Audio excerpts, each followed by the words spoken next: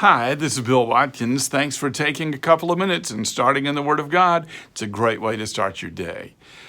I want us to go back to 1 Peter chapter 3 and verses 8 through 11 or so. There is a whole list of things that are marks of the Christian life, and we've been looking at them one at a time. So we saw that unity of mind was the first thing that he mentioned. The second thing that he mentions is sympathy. But I want you to notice the third in verse 8 of 1 Peter 3.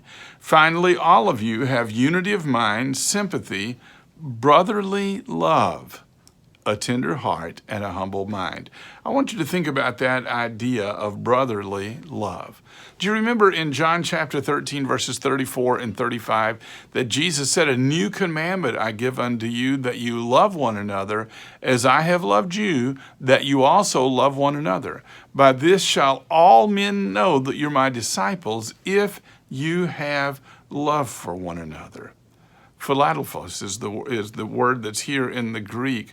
And it's an interesting word because it means love of your brother or love of brethren, strong affection. It's not the agape that we look at before. It's actually talking about how we feel, not just about how we intend, but how we feel about one another. And so John says in 1 John chapter 3, verses 14 and 15, we know that we have passed out of death into life because we love the brethren. He who does not love remains in death. Anyone who hates his brother is a murderer. That's pretty direct, isn't it? In fact, it's a little bit frightening.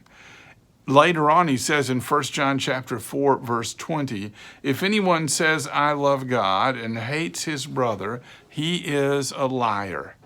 You can't love God if you don't love people, because loving God makes you have a heart for God and a heart for people like he did. Love your brethren today, even though they're hard to get along with, even though sometimes they will let you down. Love them, because God does, and it's what he wants. Thanks for watching.